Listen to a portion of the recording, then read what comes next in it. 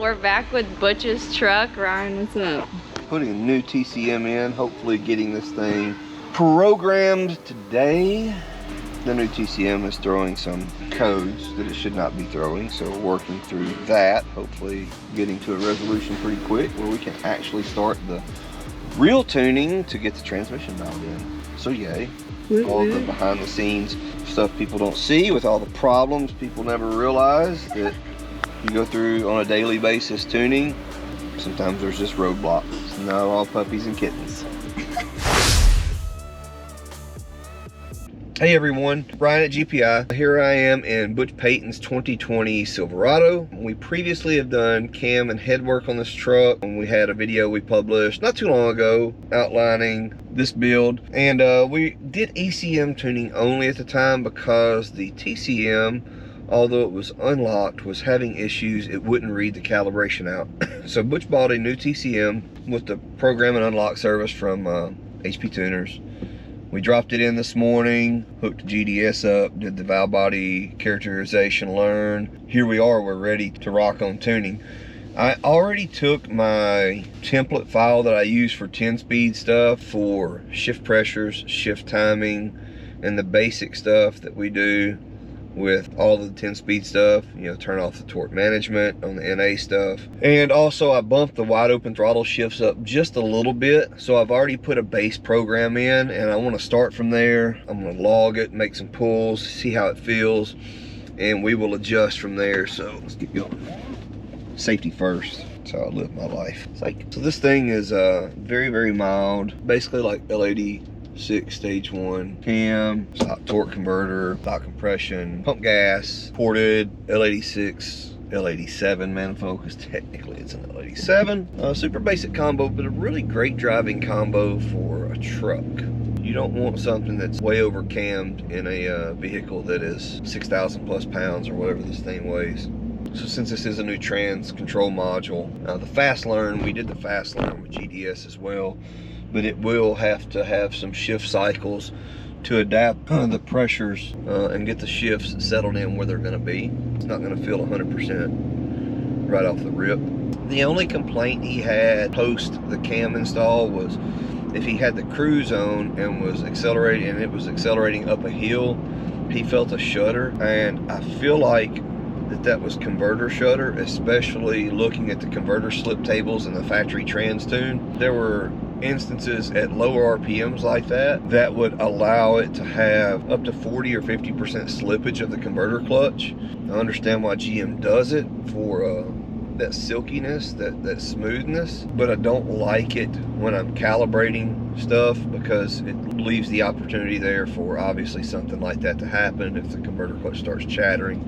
So I like to zero the slip tables out, tune the TCC pressure table accordingly to get the right lockup feel, keep the clutch engaged where it doesn't slip in and out as the torque of the engine increases at part throttle. That's very common on the 8 and 10 speed stuff, to get in this cycle of converter clutch slipping, you know, 50 or a couple hundred RPMs and then locking back up. And you can follow the pressure trace of the TCC apply pressure, and you can see that it coincides with that as it applies a little bit more pressure with more torque, because everything in here is torque based and torque referenced. So as it sees more torque, it applies a little bit more pressure on the table, goes to a different spot of the table, applies more pressure, commands more pressure, and the TCC clutch will, or the torque converter clutch will lock up and stay locked.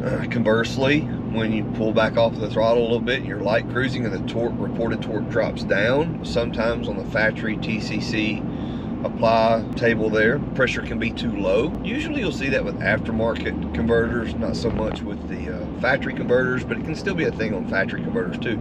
It'll drop the pressure too much where it can't hold that converter locked. You can get a little slippage. So dialing in that table is pretty crucial for really getting the ideal feel for what you're going for with your setup. Shifts are already firming up on about the second or third shift cycle. The truck hasn't been driven since we started the GoPro basically, so I like to start and stop because I'm not doing a lot of exciting stuff driving until I get the trans adapts pretty close, and then I'll start making some wide open throttle pulls here in a minute, and it will even adapt and learn those as well. This is starting to feel better, much better.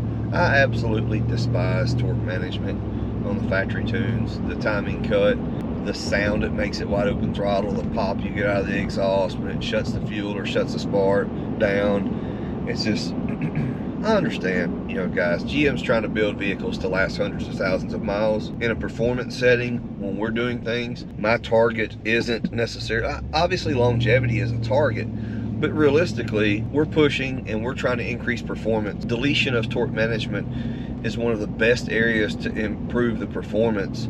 GM doesn't run a lot of transmission pressure on their shifts, so they shift with not much pressure. They don't want it to feel abrupt or herky-jerky, and they're able to get away with such low transmission pressures because they're killing all the power on the shift with the ignition timing or fuel cut. So as part of tuning with torque management off, I tune it like a performance transmission. I increase the line pressure and it's going to have a firm bump, and I like for that firmness to pretty much be linear throughout the throttle pedal range. So as you have more throttle pedal, you know, if you're half throttle, I want it to shift a little firmer than when you're quarter throttle. When you're wide open throttle, I want it to shift a little firmer than at half throttle. So I try to keep that linear because the transmission pressure and shift timing tables are based on reported torque. There can be some part throttle scenarios where torque reporting can be high, but you're not at a high RPM and you're not necessarily at a heavy throttle pedal. So you can get some firm shift situations at part throttle, and it all depends on your driving style, really. You know, it looks at torque, it looks at RPM pretty much for pressure and shift times. And just to clarify, you'll hear me talk about shift time tables. Shift time is basically a command for the transmission to execute that shift from start to finish. We want that done in a certain amount of milliseconds. So 300 milliseconds would be 0.3 seconds. You know, a lot of the factory tables are 0.5 down to, you know, into the sometimes the 0.2s, and 0.2 at wide open throttle is usually a pretty good place to be on a clutch to clutch trans like this. You can run them a little tighter than that, usually not much benefit, but you know, the trans will use adapts to try to hit these target shift times. So if you command 0.3 seconds and you go out and it executes that shift time in 0.4 seconds, well, it's going to change the pressure profiles for that shift, usually in a positive way, raise those pressure profiles to where that shift happens faster, and try to hit that 0.3 target or that 0.2 target or whatever it is. So clutch to clutch transmissions will live and die by transmission pressure and these shift timing tables, because the quickest way to burn one up is applying a lot of power with not enough pressure, especially when you're not running torque management. Getting some shift cycles in, this thing feels pretty good already. Certainly has tightened up. When I say firm, I don't necessarily mean a violent shift, just a shift that you can feel is positive. It's a quick engagement and you feel it, but it's not necessarily a violent jerk or anything like that. At wide open throttle, I don't mind a firm bump where you feel that, where it's a little bit more positive. I don't necessarily mind that at wide open throttle. I just don't want that to be crazy at part throttle typically. Nice.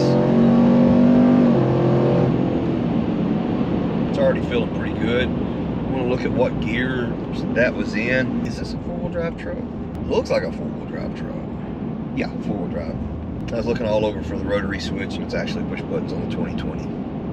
I will probably have to put this thing in 4 high for the 1-2 shift, and maybe the 2-3 because it's gonna spin. But I need to get that log. You know, matter of fact, I don't have anything really behind me right now, so let's go ahead and do that. Turn the traction control off. We'll get a 1-2 shift, 2-3, maybe 3-4, and I need to, you know, I'm going to target about 63, 6400 RPM on the shifts. I'll have to adjust those from where they're at now, I'm sure.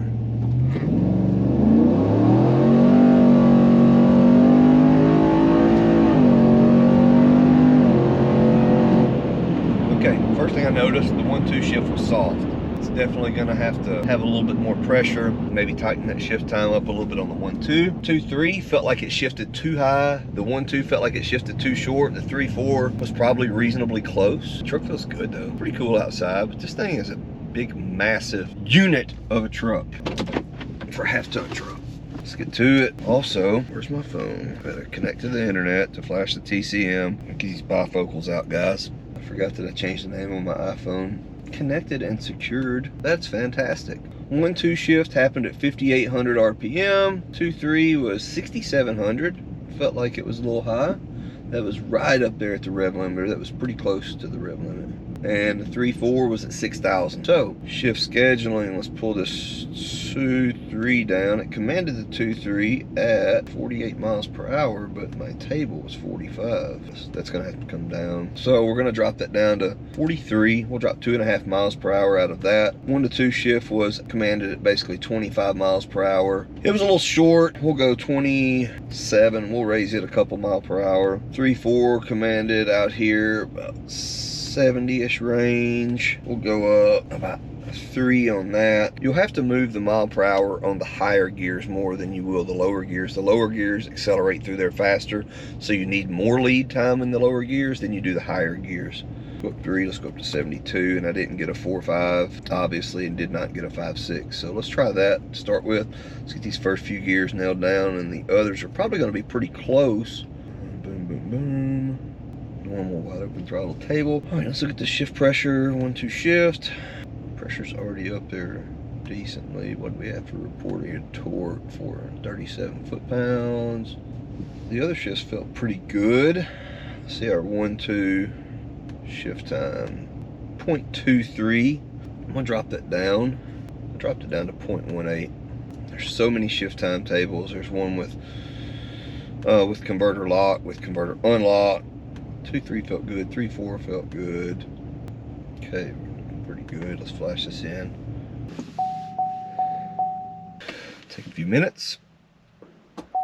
There we go. Vroom. We're rolling. These bifocals back off here. Coke bottles. I wonder what are the odds I can get a good clean pull in second gear and two-wheel drive if I just feather the throttle a little bit. We'll try.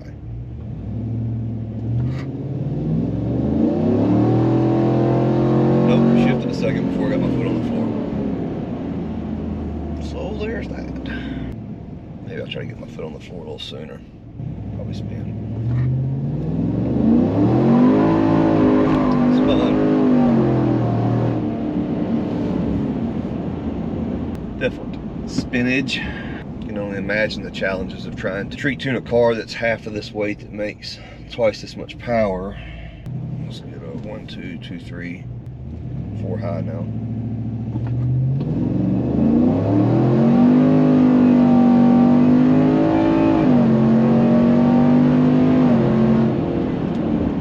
These are feeling pretty good.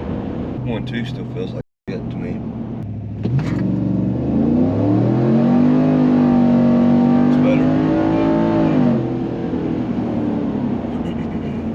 Really pull that 1-2 shift up with the DAPs. Truck launch is pretty good. I have a factory converter.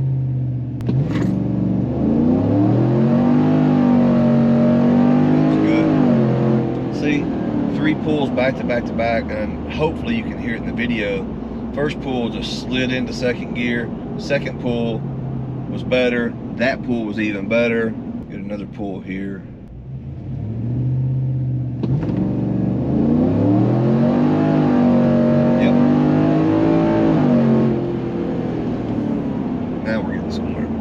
To make some more shift scheduling changes. 4-wheel drive for the win for doing some of this stuff sometimes. There we go. Alright, 6,600 on that 2-3 shift still. First one I got a 3-4 shift on that. 3-4, 6,200. We'll need to raise that up a little bit more, should I say. 1-2 was 6150 range. We'll raise it up just a little bit more. I'll raise a mile per hour and a half. Let's see. So this is stupid. The factory tune has the downshift higher than the upshift on the 2-3. So I was wondering why it wasn't following my command on that 2-3 shift. It was off a few miles per hour earlier. So the downshift is freaking 47 miles an hour and the factory upshift was like 42. So it was working off of that downshift table. So obviously that needs to be dropped down to about 40 to 45 on my upshift. 3-4 was pretty good, but I'm gonna raise it just a little bit. 61.18. I'm gonna put another couple mile per hour on that. I'll go about 73.5 miles per hour. It'd be 2.5. Let's do 3. 74 miles per hour. Get these downshift tables sorted in the other side of things. So that's weird sometimes. I'm gonna tighten the 1-2 shift time up just a little bit more. Torque converter, it's good, no slippage at park throttle for the little bit of cruising I was doing in that pool, which wasn't a ton. Burn this in there. And that is that. Hopefully our shift schedule is pretty close. This thing's getting pretty close overall. The shift feel at park throttle feels pretty nice.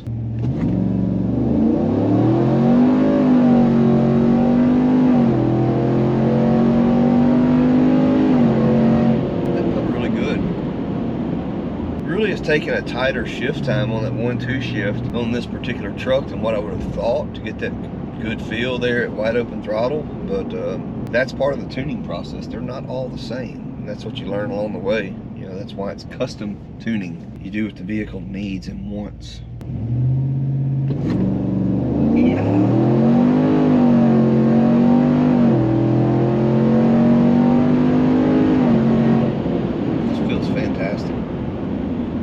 Better with the shift stretched out with this camshaft setup. Cannot even begin to tell you how much better that feels. Shifting at 5600 on a cam setup, not cool. It's actually pretty lame. Have I mentioned the importance of transmission tuning?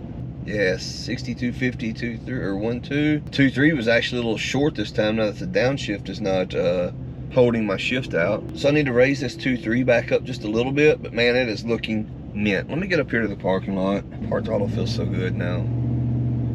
Sometimes just driving a stock stock 10-speed setup with torque management on just literally makes me want to throw up in my mouth. Let's get some 2-3 shift change going on. I want to put a little bit tighter shift command on that 1-2 on the shift timing, and I'm going to let it bump from there. This thing feels really good. Mucho better.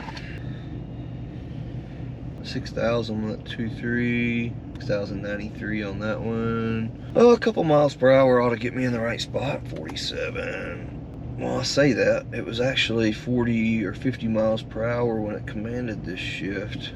Ryan, how's Butch's truck? Butch's truck turned out pretty good. Obviously, the GoPro died when I was working on it, finishing it up. But it turned out really well. So the TCM tuning was really helpful on that cam setup on the 19 plus trucks. I really enjoy the way it feels with the torque management off, and hopefully you guys enjoyed the process of seeing the retuning process and it relearning the shift firmness, and with all the shift pressure and shift timing values changed. Pretty integral part of a successful tune in my opinion. As far as I know, Butch really liked it because I haven't heard back from him saying otherwise. It turned out really well. Overall I'm really pleased with it. It worked really well with that new TCM in it. So if you like the content, be sure, like, subscribe, follow us. Thanks, guys.